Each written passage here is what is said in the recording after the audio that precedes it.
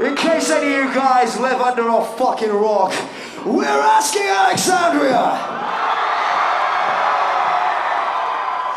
Fuck what you've heard. We're here, and we're here to fucking stay. Reckless and Relentless, that is the CD. It's out now. Playing us off the air with the song Closure. You can see the full performance at JimmyKimmelLive.com. Once again, asking Alexandria. Good night. What you having?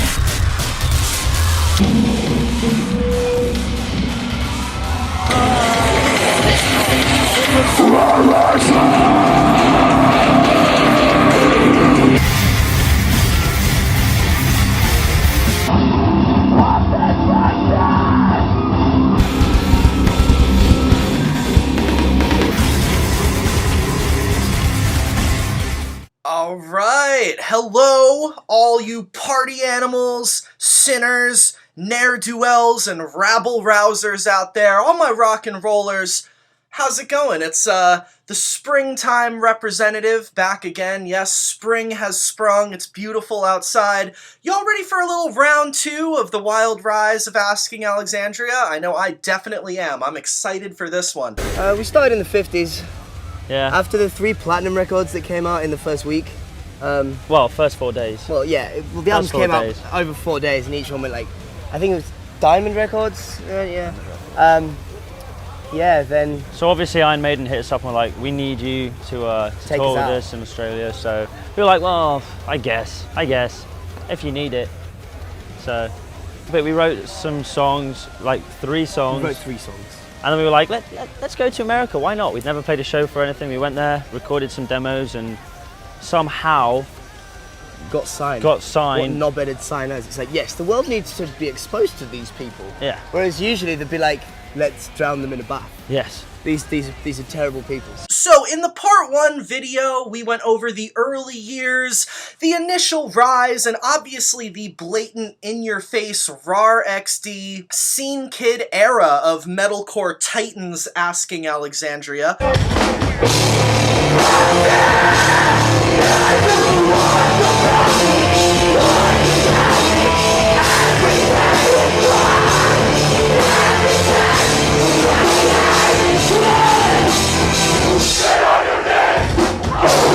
Now, honestly, I'm not even gonna bother really going through like a recap of that whole video right now because frankly there is so much ground to cover today in this video, and the era of Asking Alexandria that we're gonna get into today is frankly, if I'm being honest, in my opinion at least, one of the most interesting and off-the-wall eras of any Warped Tour band in the metalcore genre at the time, if you ask me. To put it bluntly, this is the period where Asking Alexandria were one of the biggest names in the Warped Tour scene, period. It was the early 2010s, and at the time, you know, you had a day to remember.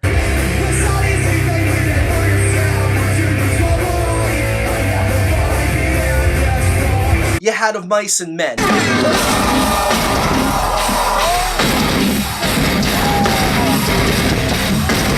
You had Pierce the Veil. Don't you try to blame this on me. See, my love for you was bulletproof, but you're the one who shot me. You had Sleeping with Sirens.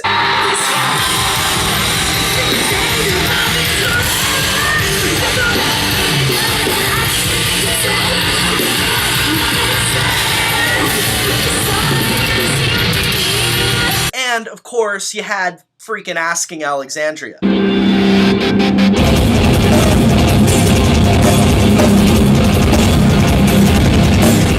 Those are, without a doubt, probably the most popular bands of that era. Each band a separate, massive force of its own to be reckoned with. I have always kind of looked at this era of Warped Tour bands as kind of the last wave of true mallcore emo before the actual Warped Tour scene became increasingly irrelevant around, I don't know, 2016 or so, and like Lil Peep-esque emo rap took over the mall emo music market, you know what I'm saying? If the rock music industry hadn't completely fallen apart by around 2010 or so, like it did, I guarantee you that bands like Asking Alexandria and Of Mice and Men would have been headlining arenas and, you know, all over MTV once 2013 rolled around, similar to bands like, oh, I don't know, Linkin Park and Slipknot back in the early 2000s. But alas, rock music was already well on its way to being, let's face it, buried in a shallow grave at this point, at least in terms of its relevancy in the mainstream culture at large. So bands like Of Mice and Men and Asking Alexandria could only really headline large theater-type venues at that time, and were only really able to hop in arenas if they were opening for, you know, already well-established rock bands like Linkin Park or Korn or whatever, which a lot of those bands did. Hey y'all, it's Editing Julian here, future Julian if you will. Now during this part it seems like I completely forgot to mention the band Bring Me the Horizon, which I have no idea how I failed to mention them. That's an L on my part, but they were also one of the biggest bands from the Warped Tour sphere during this era. Probably one of the biggest, probably the biggest in terms of like the metalcore world, and they're another great example of a Warped Tour based, you know, band that was rooted in the Warped Tour scene that excelled into the mainstream and had a lot of mainstream influence. I almost view Bring Me the Horizon on a completely different level than like your Of Mice and Men's or your Askings, because they're actually able to, do they play arenas? I think they do. Another huge band that were around during this time that were, you know, they're Bring Me the Horizon obviously are kind of the spearheaders, if that's a word, of a lot of the metalcore scene, and we're definitely direct competition for Asking Alexandria at the time. So yeah, I don't know how I forgot to mention them, but Bring Me the Horizon. Big band. Ever heard of them? I have. Okay, back to the video. But all that is literally a whole other can of beans. That's another story for another day. That's a different video.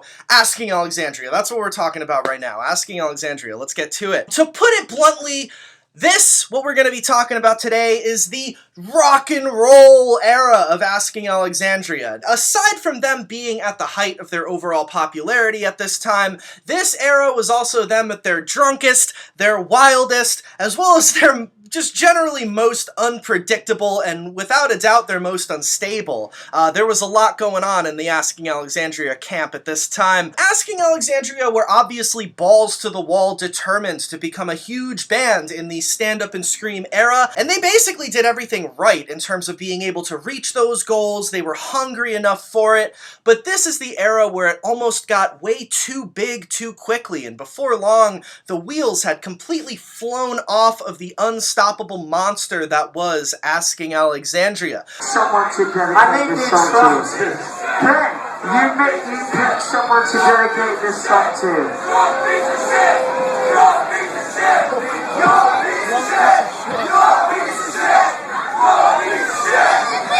Hey, everyone! Everyone shut the fuck up. Alright, Danny, what's everyone who thinks I'm a drunk piece of shit, put their hands up. This song goes out to you little pussies who don't do a fucking thing about it. This goes out to you guys who don't do a fucking thing about it. My record label puts a fucking control on my fucking pressure. Wait. But, Danny, the thing is, alright, listen. Let's do a vote right fucking now. Who prefers Danny the way he used to be? Put your hands up. That is me. Who prefers him now? Put your hands up. There's like 3 people. Wait. Ignore him. Who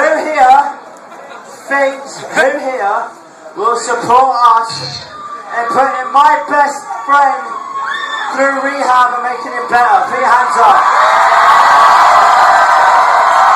Thank you so fucking much. I mean, seriously, y'all, there is so much to cover in this video, and I want to go over all of it as best and as thoroughly as I possibly can, so I'll stop blabbering and prefacing now and let's just get right into it. Now, I always say this in my videos, but I feel like this time I really actually mean it. Strap in, y'all, because things are about to get wild. As you know, or maybe you don't, hello, my name is the Cozy Representative, and I am very, very, very excited to bring you today the wild rise of Asking Alexandria Part 2. Let's go.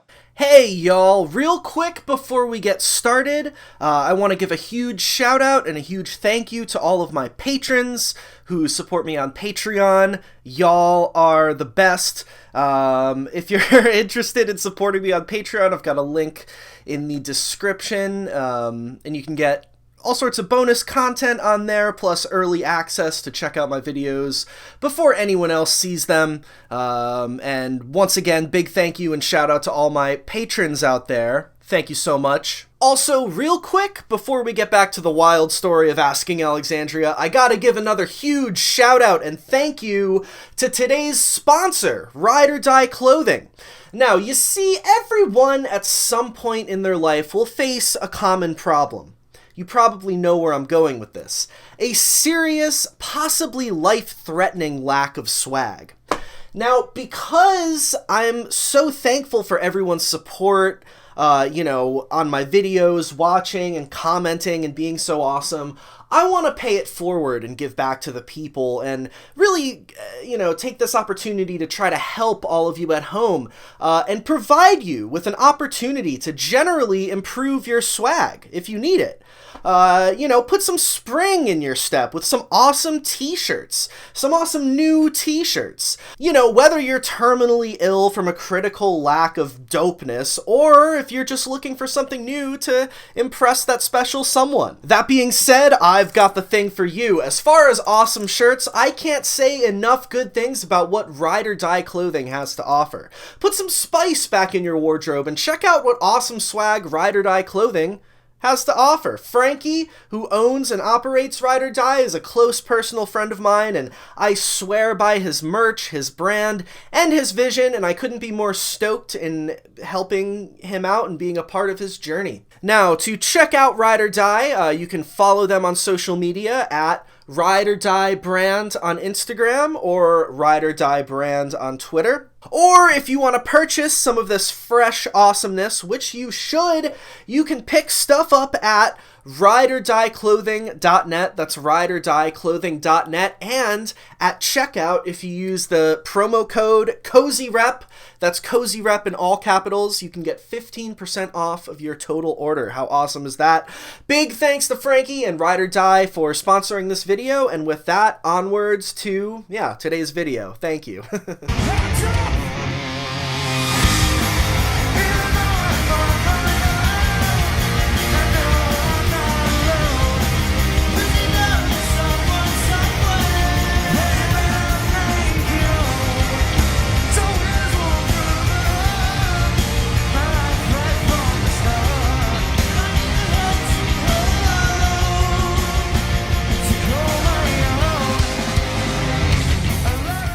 Alright, my friends, check it. So we're picking back up right where we left off, which is amidst the summer of 2010, a wild summer for the boys, which saw them dominating the heavy music scene and selling out shows all over America on their very first headlining tour, which was called the Welcome to the Circus Tour, which then led right into the band headlining the Thrash and Burn Tour with Born of Osiris, Impending Doom, Evergreen Terrace, and a bunch of other super awesome heavy bands. Now, from the outside looking in, the band was definitely putting on amazing shows during this era, reaching new peaks of hype and popularity every single day, and seemingly just absolutely on top of their game, large and in charge and living the dream. But as it historically usually goes for most rock bands, and notice how I said rock bands and not metalcore bands, but we'll get more into that later, but historically, for most rock bands, once they finally taste success and reach a certain level of social status and fame,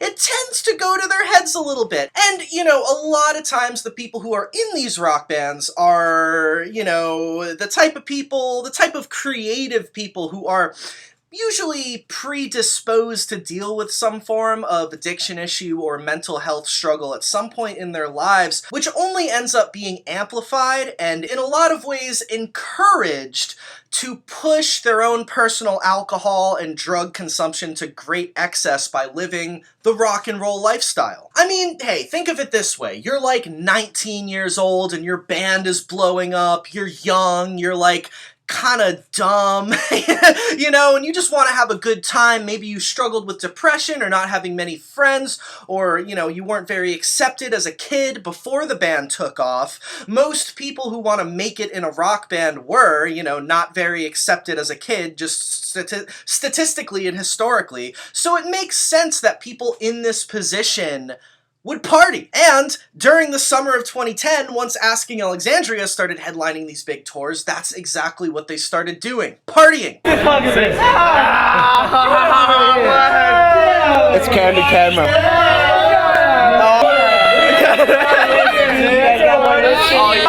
Danny, James and Sam from Asking Alexandria, and we are getting... And Cam! And we're getting faced in Brisbane! Woo! We're gonna you all! Are you ever getting shit faced with? We're doing coke! You hanging out? It's that girl's gone wild! Oh, the band's gone wild.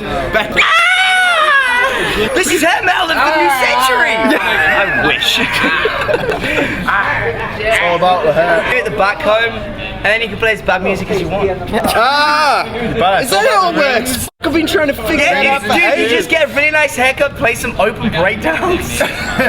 You're rock band. And there were a few instances during this time where it started to become very clear to their fans from the outside looking in that they just might have been celebrating their successes of their band, you know, blowing up to a slightly alarming and unhealthy degree. For one thing, Exhibit A of this, the interviews that the band started doing around this summer. Oh my god, their interviews, starting from around this time, were an early sign that the wheels were starting to fly off of the giant hype machine vehicle that was Asking Alexandria. I mean, to put it simply, you know, they went from being fairly mild-mannered and polite in their earliest interviews, as most bands are when they start out, to basically being completely ridiculous and off the wall in all of their interviews, barely answering any questions relating to the band or their music seriously, and they mostly just started cracking jokes and constantly talking about how much they love to drink, how much they love to have sex with women,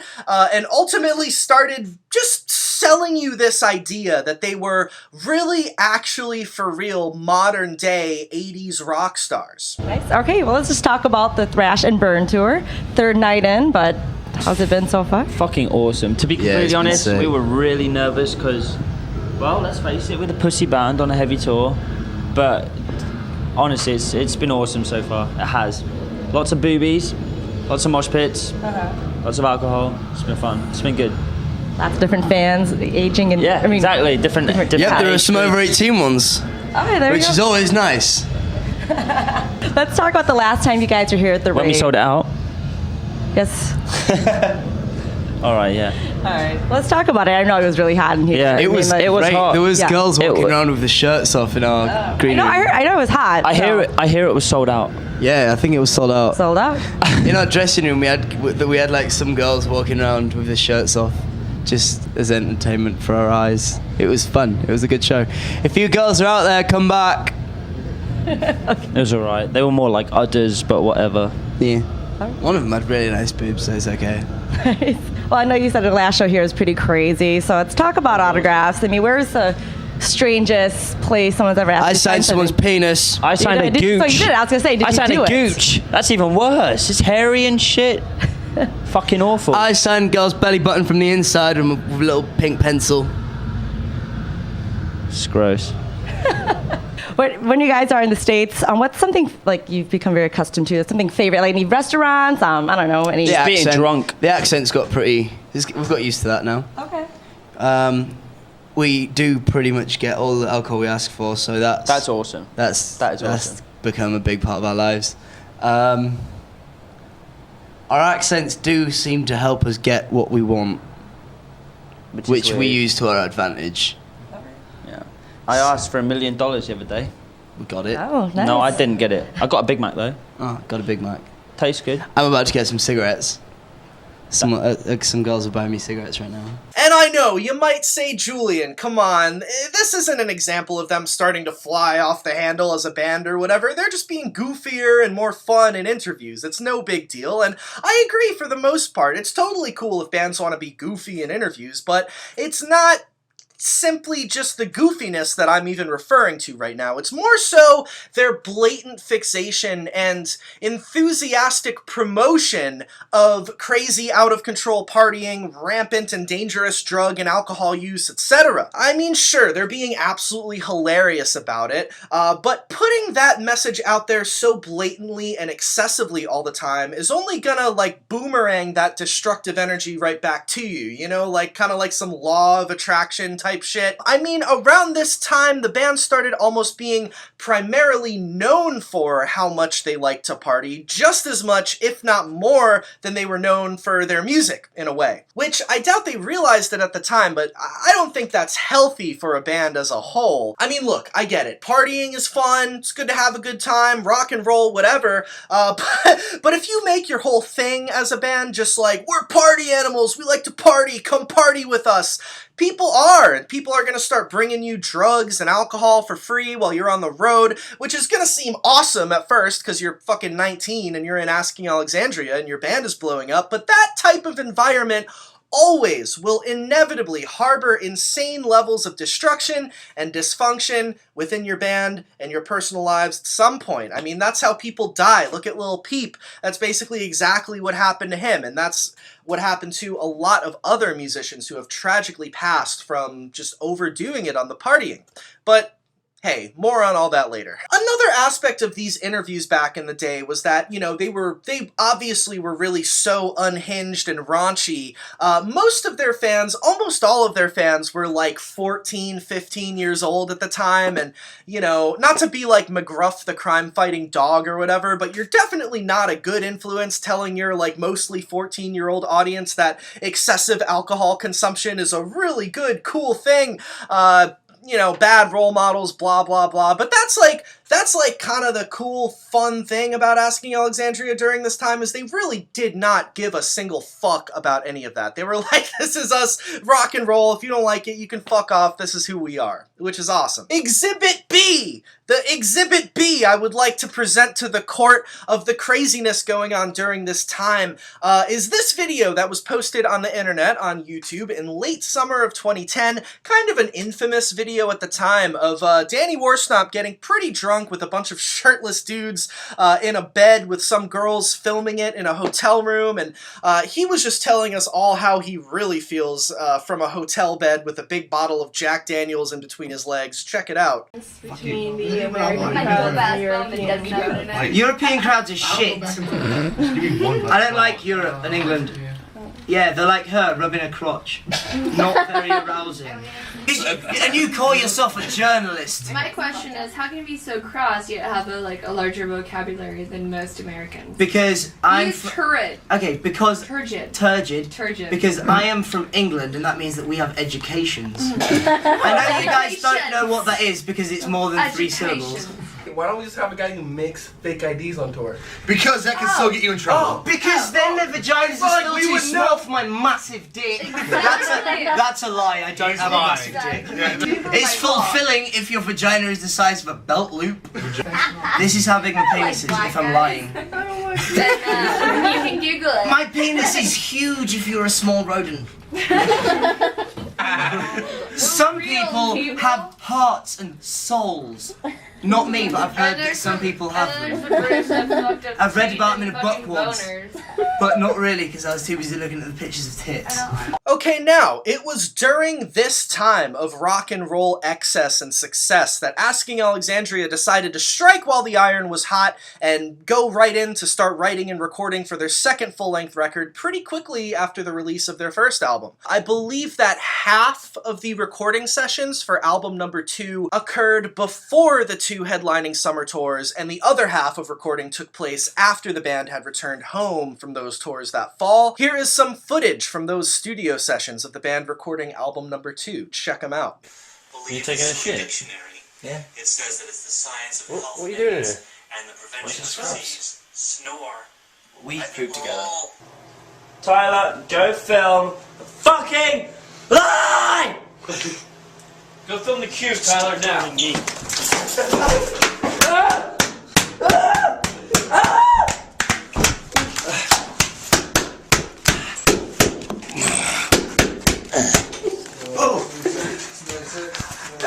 Oh my god, it's all gone fucking dirty, mate. Following this, the band went back out on the road in October of 2010, first headlining the aptly titled Short But Sweet Tour with opening acts Veil of Maya and For All Those Sleeping. The band then went right into opening for All That Remains on the For We Are Many tour with fellow openers Born of Osiris and She Whispered in October and November of 2010.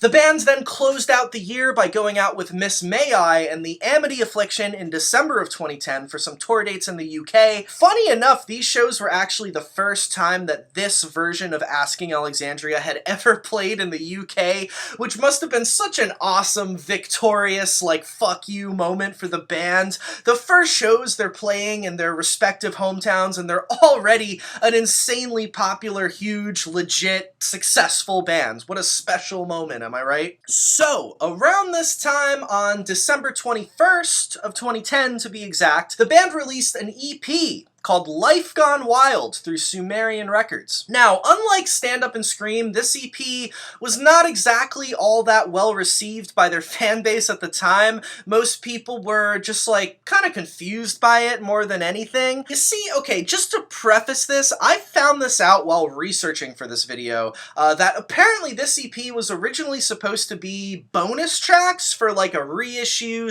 / deluxe edition type thing of Stand Up and Scream at the time, which I guess that idea, that plan ended up being canned for whatever reason, and these bonus tracks that the band had prepared were instead just released as this Life Gone Wild EP, which makes a lot of sense to me because honestly, this EP is a super confusing release. It's the exact opposite of something cohesive, and ultimately it just doesn't make a whole lot of sense as like a standalone EP. So right off the bat, the first two tracks on this thing are not one, but two Skid Row covers. Yup, you heard me, Skid Row covers, like the 80s hair band, Skid Row.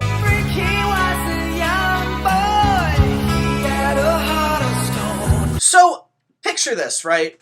It's late 2010, you're like a little scene kid, Asking Alexandria fan or whatever, with swoopy hair all in your face.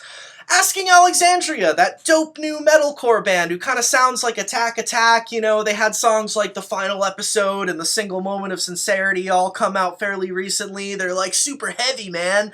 Oh, what's this? They've got a new EP that just came out? Life Gone Wild? Let's give this a listen. Track 1, Youth Gone Wild by Skid Row, cover. Track 2, 18 in Life by Skid Row, cover. Yeah, people were like, what the hell is this? And these weren't like metalcore renditions of these Skid Row songs either, with breakdowns and screaming thrown in. No, no, no. It's not like, for example, Asking Alexandria's metalcore cover of that Akon song, Right Now, which I haven't really mentioned yet in these videos, but yes, that was a thing as well in 2010. It came out on the notorious Punk Goes Pop Volume 3 compilation that year. Everyone knows it. Everyone loves it. Everyone, you know, is familiar with their Right Now cover. Come on, that shit was a classic. But nah, this wasn't that. These were straightforward rock and roll Skid Row covers, literally just Asking Alexandria cosplaying as straight up 80s rockers for a second. Since I was born, they couldn't hold me down. Another misfit kid, another burned out town. I mean, I guess it was a pretty ballsy move, and, you know, the actual covers of these songs really aren't that bad, despite some problems that I have with the mixing, specifically on the Youth Gone Wild cover. The bass is just atrociously high in the mix. Other than that, the band did do a really good job on these, I think. They played them well, and I especially hearing Danny's voice sing these songs. He had a nice rasp on his voice, which he never really had before on Stand Up and Scream. He also just sounds full of life on these recordings, and like he's very excited to sing these songs. And I mean, well, by full of life, I kind of just mean he sounds like he's drunk, which, knowing Asking Alexandria at the time, he probably was.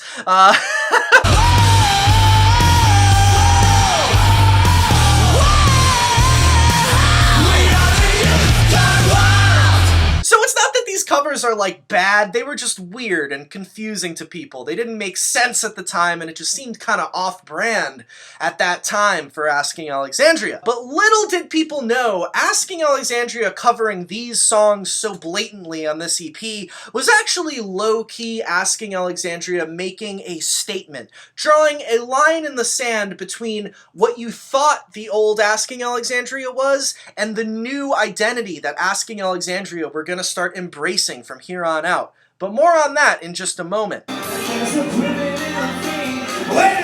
the king, down in the jungle room. When I was walking in Memphis, I was walking with my feet 10 feet off a bed.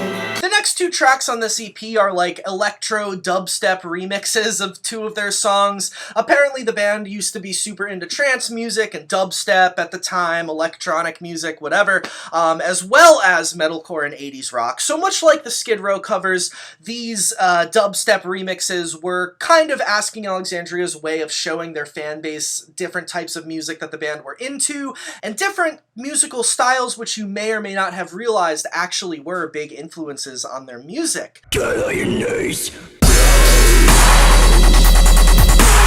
There's also a demo version on this EP of the song Cowboy King, as well as a brand new song which was going to be on their upcoming second full-length called Breathless, a song that they had already been playing live since the summer of 2010. The version on this EP is slightly different than the version that ended up on the album, but I think the differences are really only on the production side of things. I believe it's all still the same actual recordings, but whatever.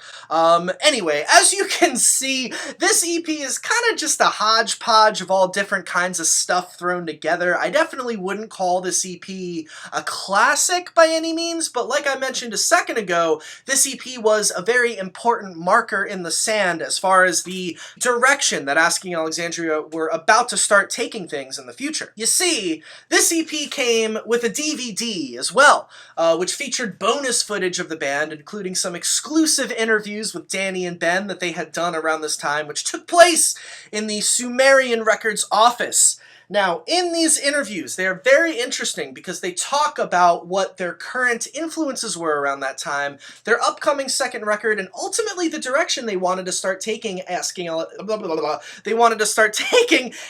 Alexandria. That's a hard band name to say over and over again. I should start saying like AA or Asking or something. Anyway, that they wanted to start taking the band in the future, both in genre of music as well as in the ultimate image and branding of the band, so to speak. Take it away, Danny and Ben. I'd like to go on tour with Motley Crue and Aerosmith. Oh shit. I've got 3. Alright, 3. Aerosmith, Guns N' Roses and Ozzy Osbourne. Well, it depends on what our new album's going to do, because if it's right now, that would make sense to be like Carpet Drive, Bring the Horizon, you know, A Day to Remember, Devil Wears Prada, shit like that. That would make sense, but we want to push towards doing Linkin Park, Avenged Sevenfold, stuff like that. That would be awesome. That's what we're pushing for with our new album. Come on!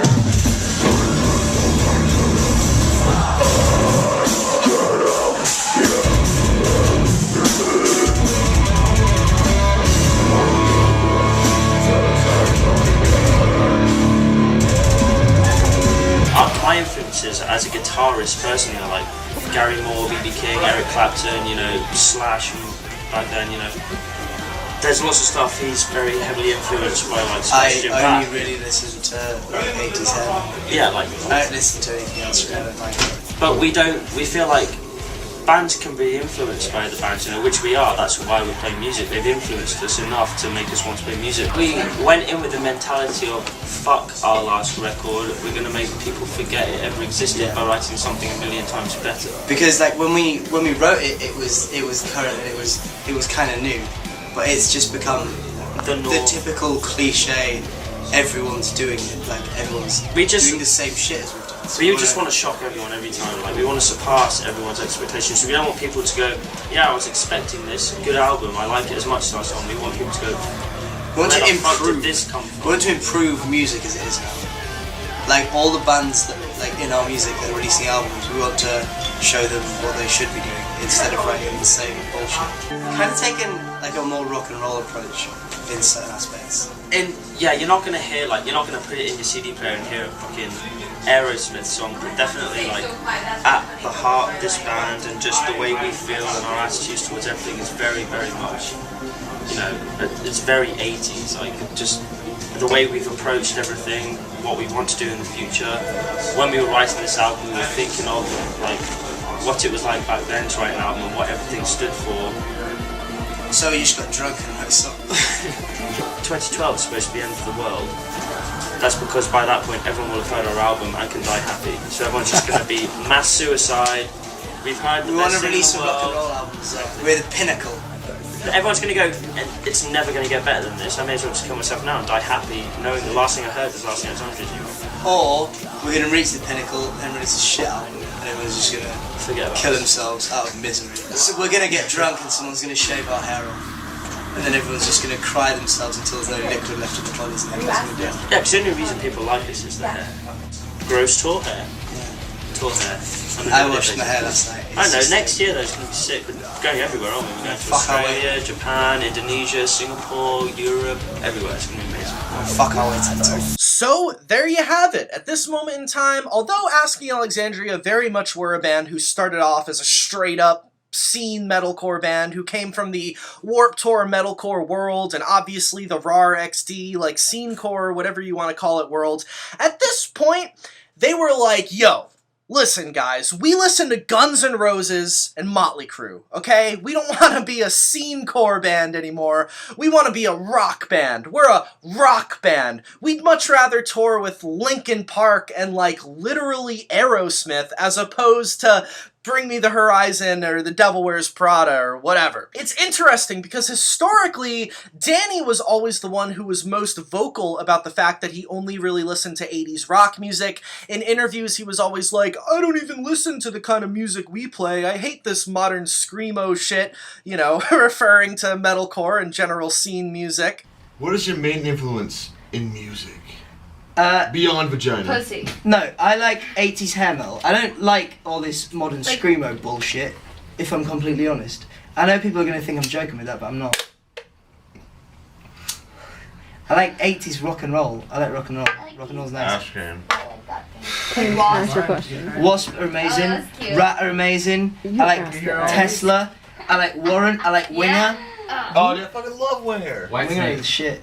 So there was always this kind of perception amongst the fans that Danny was the one who didn't want to make heavy music and wanted to kind of forcibly push the band into a more rock and roll direction. And I mean, at certain points this was true to an extent. However, the public perception was often this idea that Danny wanted to be rock and roll, but the rest of the band didn't. And ultimately there were definitely plenty of conflicts of interests between Danny and the rest of the band, which we will get plenty into later.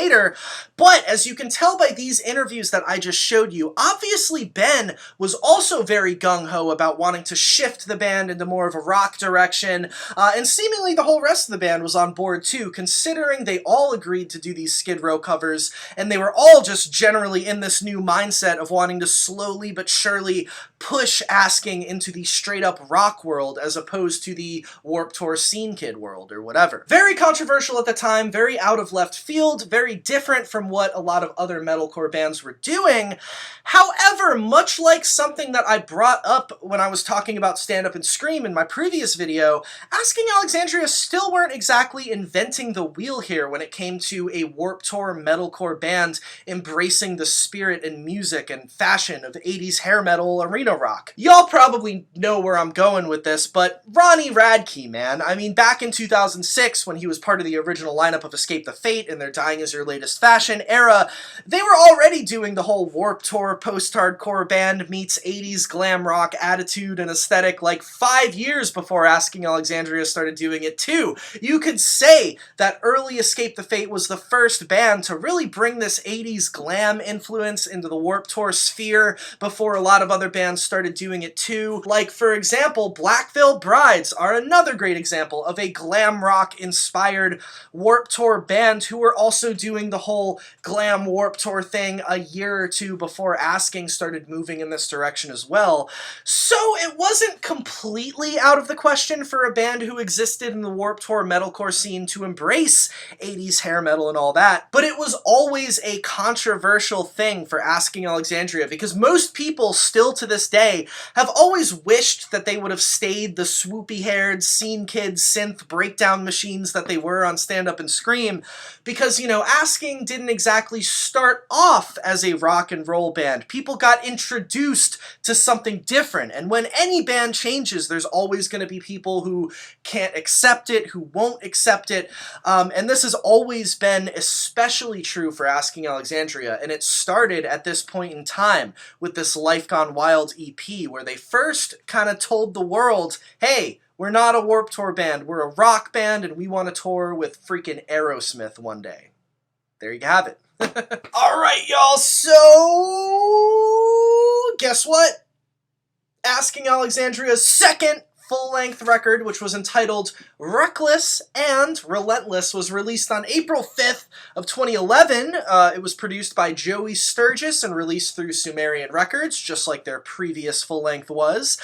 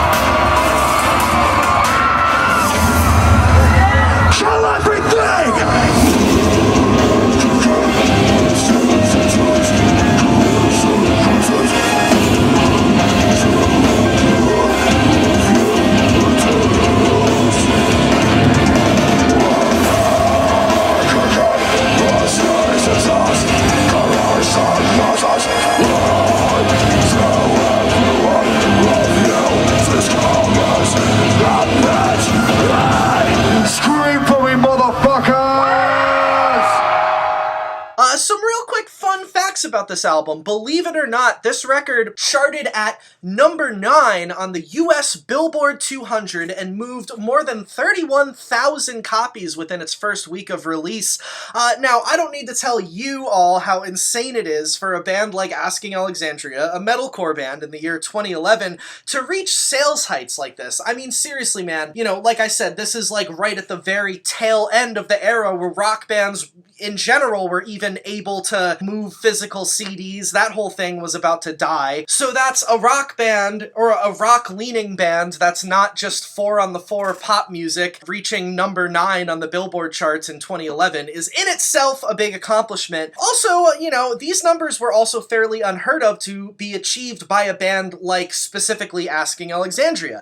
You know, like a heavy metalcore band. I mean, sure, you had bands like Killswitch Engage in the 2000s hit mainstream success, Slipknot, Linkin Park, like I keep mentioning, but that stuff was, at this point, kind of the generation before. With this record, Reckless and Relentless, it was the first time, and possibly one of the only times, any band synonymous with the word crabcore was reaching this type of mainstream success, you know? And with this record, Asking were obviously helping push and grow that wave of early 2010s Warped Tour, metalcore / post-hardcore, whatever you want to call it, bands into greater worldwide attention and mainstream success. Like, for example, of Mice and Men's The Flood record came out that same year, which reached similar heights of popularity.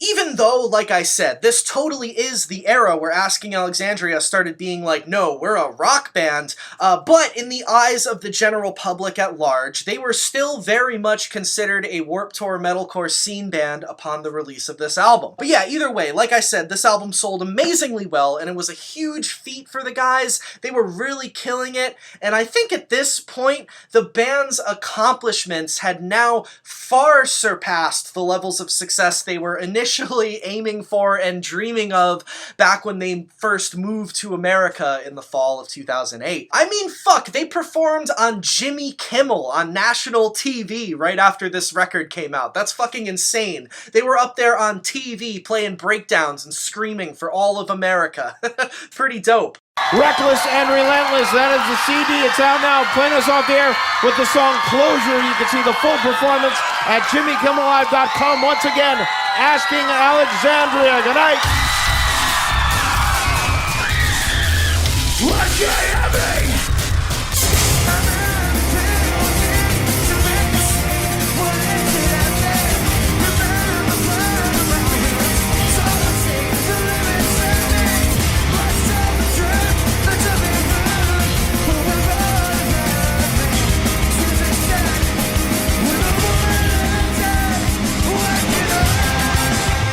Now, before I get into the actual music on Reckless and Relentless, because I just know that future editing Julian is most likely going to be playing live footage of Reckless era Asking over me talking in a sec, I'll just go ahead and address the elephant in the room. Now, this doesn't really matter in, like, the grand scheme of things, and it has absolutely nothing to do with their music at all, but this is, in terms of Asking Alexandria's career, kind of symbolic, and that would be Danny's hair. Hello, this is my hot minute. I gave you a sexy look. I don't have to introduce myself, they know who I am. Yes, that's right. Around this time, upon the release of their second record, he cut off his long scene fringe, revealed to the world that he had been dyeing his hair black the whole time, and he now had a short little ginger bowl cut. Much like Gerard Way transitioning from Three Cheers to Sweet Revenge into the Black Parade, like, if you didn't know any better, you'd think Asking Alexandria had, like, a new singer or something, because he looked completely different. But nope. Same singer, just the scene hair is now gone. I think that Danny getting rid of his signature scene mop, which all the ladies just drooled over at the time, and a lot of the guys too, let's be real, him changing his hairstyle was symbolic of a lot of things that Danny was doing at this time and the ways that Danny was changing, both as a person as well as in terms of his level of dedication and interest in being the singer of the band Asking Alexandria. Now, I'm planting that seed now, but we're going to pick up more on that idea later. For now, though, for all intents and purposes, Danny is still pretty stoked on being the singer of Asking Alexandria, and let's just say that this hair change is, at this point, symbolic of Danny and Asking Alexandria's desire to no longer be looked at as a cookie-cutter Warped Tour scene band anymore. Like I said, they're a rock band now. Alright, so let me get into the actual music on this record, shall I? Now, in the last video, I definitely feel like I succeeded in driving home the point that Stand Up and Scream is undoubtedly a scene classic. There's no two ways about it. It was a groundbreaking album at the time, an amazing debut, it's iconic, it's basically like There Is a Real Boy. However, if we're straight up talking about simply just the music, Reckless and Relentless is easily my personal favorite Asking Alexandria album. I just want to say that right now. I absolutely love what the band brought to the table on this album, the raw energy they captured. I think this record was a little bit more unique than Stand Up and Scream. I just love this era of the band so much and everything that they represented on this album. But before I get into the pros and what I like about Reckless and Relentless, I figure we should start off with the cons of Reckless and Relentless, because while it is my favorite Asking album, it's still by no means perfect and suffers from a lot of the classic tropes that Asking Alexandria have always been criticized for throughout the years. Okay, so for one thing, the guitar riffs on this album are, for the most part, not entirely, but for the most part are uninteresting. Like, wholly uninteresting, Batman. Seriously. This album is like mostly just chugging open chords along with the drums, even more so than on Stand Up and Scream, which I guess technically does make this album heavier than Stand Up and Scream, but it makes certain aspects of their sound very predictable to the point where it does get kind of boring after a while. Sometimes, like, some of the ways that the riffs and the breakdowns are written sound like this whole album was written by an AI that was programmed to create metalcore albums. Joey Sturgis. But yeah, the guitar parts are definitely fun. Like, these are fun-ass breakdowns, don't get me wrong. And like I said in the previous video about Stand Up and Scream, Asking were never a band who were ever trying to impress you with crazy technical guitar skills. They were always more just about putting together good, cohesive songs. But the insanely simple, predictable, and paint-by-numbers guitar on this album, which is like 75% chugging anyway, makes you kind of wish that they had put a little bit more time and effort into making the guitar parts a little bit cooler and more interesting and have more variety. I think that definitely would have resulted in a more lively and maybe even a more heartfelt record, because while this is a super heavy balls to the wall record, there are a lot of emotion in these songs, which we're going to touch on in just a moment. I think the album cover is a little tacky. I guess it does work in terms of accurately portraying the band's image at the time, but I don't know, it's just not the type of album art that I personally usually enjoy. I think that they could have done something a little cooler, but that doesn't matter all that much. It's really not a bad album cover. Porn star Belladonna is on the cover. That's pretty cool, I guess. She's cool from what I know. Okay, so those I think are about all the cons that I have about this record. I'll let you know if I come up with any more, but let me get into the positives. So, while I did just say that the guitar parts are pretty uninteresting, and I stand by that, but the thing that makes up for it is they are definitely fun and catchy. This record is a super fun listen if you just want some bangin', catchy-ass, bouncy, in-your-face, no-frills metalcore. Another thing that's cool about this record is the band's use of electronics on this album. Their electronic side had evolved since Stand Up and Scream. Obviously, the band's electronic side was a lot more prevalent on Stand Up and Scream, and they are still technically to some degree an electronic-core band on this album, but this time around, instead of the songs like stopping and going into dance breaks that are separate from the rock parts of the songs, so to speak, which they did on Stand Up and Scream, on Reckless and Relentless, besides one dance break in the song The Match, and another sort of like dancey, straight up dancey part in the song Closure, the electronics on this whole record are a lot more intertwined with the music and the guitars and the drums. The electronics present themselves as something more intertwined with the sound as a whole. They kind of go together with the guitars and the drums over the breakdowns, as opposed to more of a separate thing forced in there on Stand Up and Scream. The use of electronics is also a lot more straight up unique on this album, especially the use of programmed string sections. There's a lot less synths and more strings, which really add a lot to these songs and are put together and composed magnificently well, which I'm willing to bet metalcore mastermind producer Joey Sturgis just might have had a lot to do with that. The best example I can think of this is the intensity of the string section part that intertwines with this breakdown towards the beginning of the song A Lesson Never Learned. Check it out.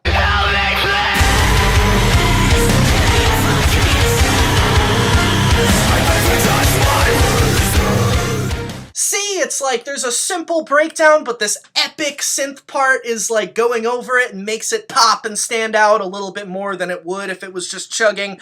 I think it's really cool, and it steps up this whole record to a different level. Now, this record is riddled with sections like this, and the creativity of the electronics, and specifically the programmed string sections, adds a lot of character and depth to this record that I don't think would have been there if it was all just straight breakdowns with no strings or synths complementing it, the use of strings and electronics turned regular old breakdowns into coming alive and sounding like a real fucking action movie, you know what I mean? That's it. That's what this album sounds like. It sounds like a metalcore action movie. And a lot of that is Joey Sturgis's production. I hope that Joey got paid accordingly for his work on Asking's early albums, because he really made this band and their songs a lot more interesting on the record than they kind of actually were. Same thing goes for his work on albums by like Of Mice and Men and other bands like and Attila and other bands like that. He really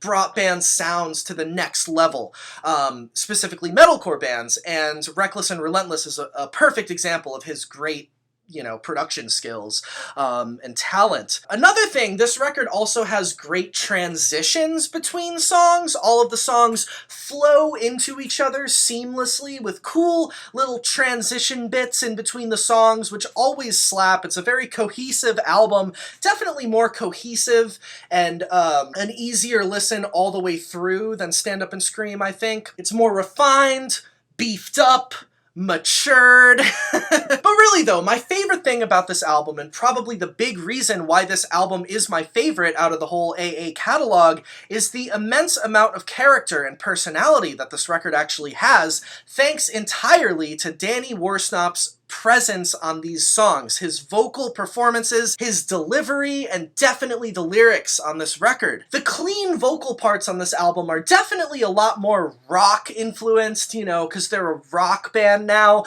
and they're way less scene-core sounding than on Stand Up and Scream. I think Danny did a great job on the melodies and chorus lines on this album, and for me specifically, Dear Insanity, Closure, and The Match have my favorite chorus melodies on this record. Also Another Bottle Down and the song Reckless and Relentless see Danny going super rock and roll inspired on the clean vocal choruses, which was a lot different coming from most of the Warped Tour metalcore bands from around this time. Unless it's like Black Veil Brides or something Ronnie Radke is doing or whatever, but you know what I mean. Throughout a lot of this record, and the best example is throughout the song To the Stage, Danny has adopted this sort of yell scream type thing that he does, which wasn't present on Stand Up and Scream. A lot of the times his vocals on this record sounds like he's shouting dark prophecies of self-destruction, as if he's trying to get your attention and tell you something important over the deafening sounds of a large mass of drunk people and loud music in a packed bar or club.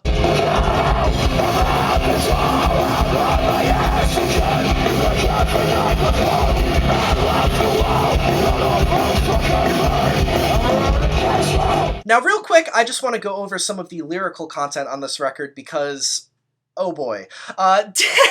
Danny has said many, many times that this record is basically just a catalog of self-destruction, and at this time, he had opened up about the fact that apparently, while he was writing lyrics for this album over the course of the Stand Up and Scream touring cycle, he was going through some pretty intense substance abuse problems. According to him, he was constantly very drunk and had allegedly become addicted to cocaine.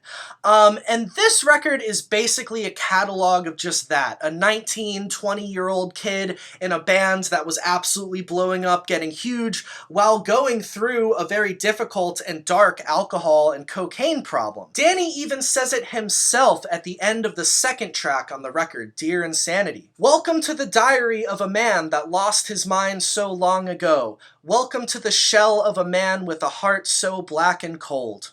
There you have it. In the same song, he mentions several times about walking through the white hills and the oceans, a metaphor for cocaine and alcohol. A lot of these lyrics almost verge into Attila territory with their constant references to hard partying, but the big difference between this record and Attila is that while Attila lyrics are basically the embodiment of a 15-year-old kid who just drank their first Bud Light, Reckless and Relentless lyrics are basically like, I am physically dependent on alcohol. I'm absolutely miserable. Seriously, I can't stop. This is ruining my life.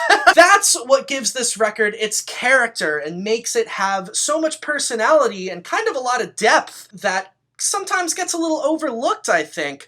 But some of these lyrics are definitely immature doozies. Let me read some of the more funny / interesting ones. Here's one from the song Closure. We're back again, you know we're not fucking around. Got a bottle of Jack in our hands. You trying to keep up, kid? Let's see who hits the ground. We've drank the drinks, we've done the drugs. Clearly we don't remember. Notorious and shit.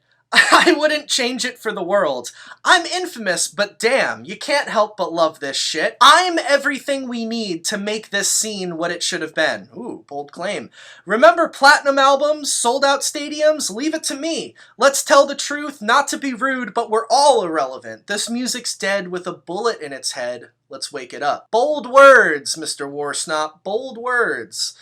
Here's another interesting one from the song Another Bottle Down. Oh fuck, this is fun. I just can't believe I didn't find this before. To just indulge even if it kills me. Who gives a fuck if we die? Another bottle down. You should really try it sometime because it feels so good. Alcoholism is great, isn't it? And finally, here's some fun ones from the title track, the song Reckless and Relentless. Through sin and self-destruction, I stumble home, never alone. My only home is the bottom of a bottle and a rolled up bill, and I'm ready to go. I live the same day in and out, and I don't care how long I last. All the girls and drink and drugs, but don't get me wrong, I'm having a fucking blast. Right on, Danny. Pass me a glass and let's destroy everything in this fucking place. Life at 300 miles an hour. You pussies can't keep up with this fucking pace. I am rock and roll, living the life that you can only dream of. I am rock and roll at its fucking finest. He is rock and roll, apparently. Yeah, you get it. Danny's full of piss and vinegar, he's drinking, he's going balls to the wall, he's losing control and going crazy, and he's opening up and telling the whole world about it. There's no doubt in my mind that Asking Alexandria weren't the only band on Warped Tour in 2011 partying crazy hard at this time, but they were definitely the one band who put the honest truth about their partying onto a record and kind of became notorious for it, and they definitely played into it, you know, during this album cycle, making their party lifestyle basically their whole image. They were determined, and especially Danny was determined, to be that era's Motley Crue, at least in terms of lifestyle and aesthetic, and in a lot of ways, Asking Alexandria were the closest thing the Warped Tour world ever got to having a Motley Crue, besides obviously Ronnie Radke's bands or Black Veil Brides. The last thing I want to talk about in terms of this record are two songs that appear on the track list which have always been super standout and important tracks in the general context of Asking Alexandria's entire career, really. For example, you've got the song Someone Somewhere. Well, for starters, this song is preceded by a sort of interlude type track called Dedication, which features a spoken word part which is performed by James Murray, the dude who was actually the freaking lead vocalist of the original Dubai-based Asking Alexandria, which is such a fucking cool little addition to this record, if you ask me. It's kind of heartwarming, you know? It leads into Someone Somewhere, which is the first radio-friendly song by Asking Alexandria, which features no screaming, all clean vocals, and no breakdowns besides a little light chugging here and there, you know, to make it still Asking Alexandria, and hell, there's even a freaking guitar solo on this song. This song marked a huge turning point for Asking Alexandria, showing the world that they weren't just breakdown machines, and they had more in their canon and musical wheelhouse and more things on the horizon besides just metalcore and down-tuned chugging. It really was a taste of what was to come in the future for Asking Alexandria, because, you know, they were a rock band now, not a scene band, a rock band. The other important song on this album, which I just have to bring up, is the last track on this album, Morte et Dabo. It is often regarded by the fan base as being the heaviest song Asking Alexandria probably has ever made, which to this day I think I agree with that statement. It's a bit more unique than the rest of the album in the way that this song presents its heaviness, and I think this song is a great example of what this record could have been had they been a little bit more creative with their songwriting. But yeah, Morte et Dabo, definitely a huge song for this band, a huge fan favorite. It wasn't really like a hit, but it was more of a fan favorite, you know, one of their most creative and interesting songs songs, a definite standout when it comes to their entire catalog. Oh, also, one last thing. The Match, that song, the song The Match is easily the most underrated Asking Alexandria song ever, in my opinion. Does anyone else feel me on that one? The chorus on this song is fucking crazy. I've always loved it. A great early Danny Worsnop moment.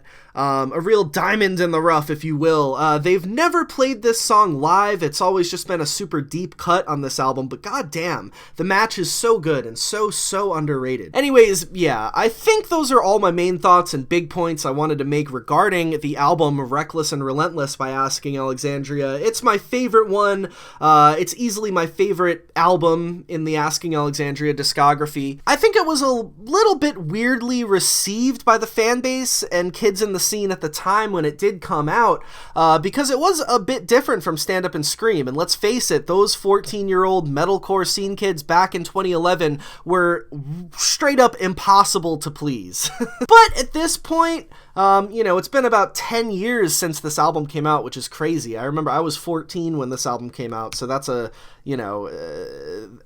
crazy amount of time. But I think at this point, most people agree that Reckless and Relentless is one of Asking Alexandria's best albums, if not their best. If an Asking Alexandria fan's favorite album isn't Stand Up and Scream, it's usually probably going to be this one, Reckless and Relentless. This record is definitely still Asking Alexandria very much in their classic period.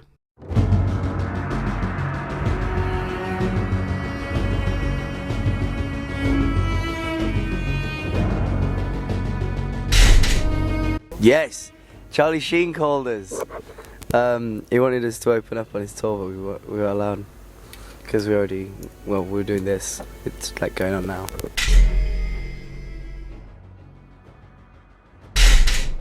I fucking love him. I love Charlie Sheen. I would love to have taken that tour and just gone on a world tour, just talking about random shit with Charlie Sheen and doing cocaine with strippers in hotels. It would have been so much fun.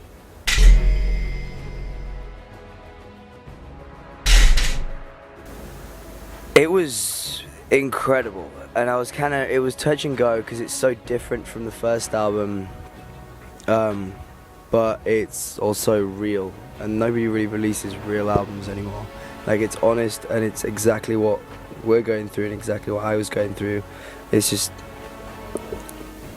it's a completely real album. Like, what I'm talking about in it is exact.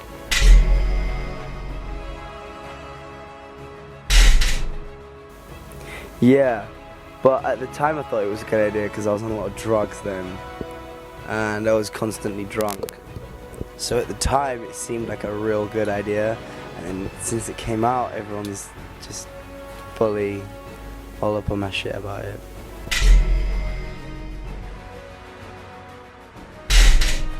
We have our suspicions of how that night came about, because there were a lot of unexplained things that happened that night that led up to me being that messed up, that people were there that weren't supposed to be there, and they were spending a lot of money on things for me that they weren't supposed to be spending a lot of money on, and we kind of feel like it might be a kind of behind the scenes publicity stunt at my expense, but I don't know.